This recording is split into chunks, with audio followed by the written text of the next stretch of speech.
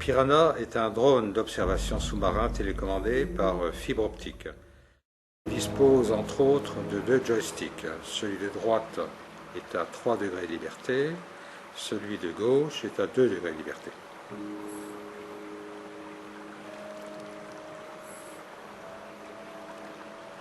Le premier joystick à 3 degrés de liberté permet d'une part d'avancer à vitesse variable dans un sens ou de reculer à vitesse variable dans l'autre sens.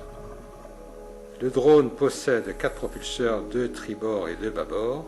En marche avant, les hélices tribord fonctionnent dans le même sens, et les hélices bâbord fonctionnent dans le sens de rotation inverse des propulseurs tribord.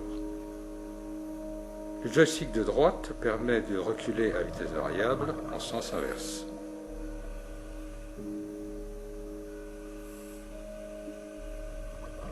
Le changement de cap se fait par la seule rotation des hélices. Les hélices tribord et bâbord tournent alors dans le même sens selon le changement de cap désiré. Là, je suis en caméra avant et j'effectue une commande permettant de visionner en caméra arrière. Donc caméra arrière dans le cas présent, ou caméra avant.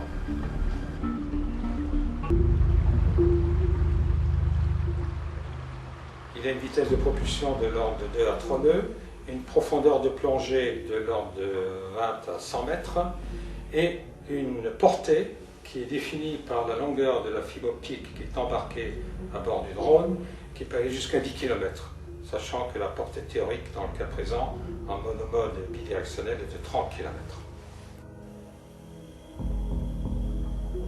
Ce type de drone rentre dans la catégorie des micro et mini-drones. Ce sont des drones d'observation qui ont une masse inférieure à 20 kg. Ce drone a pour but de se substituer, soit partiellement, soit totalement, à des plongeurs professionnels, notamment quand il y a un danger potentiel. Les applications de ce drone sont essentiellement civiles. Elles peuvent être aussi militaires. Dans le domaine civil, il est possible de visionner grâce aux caméras en temps réel sur les écrans de la station de commande et de contrôle.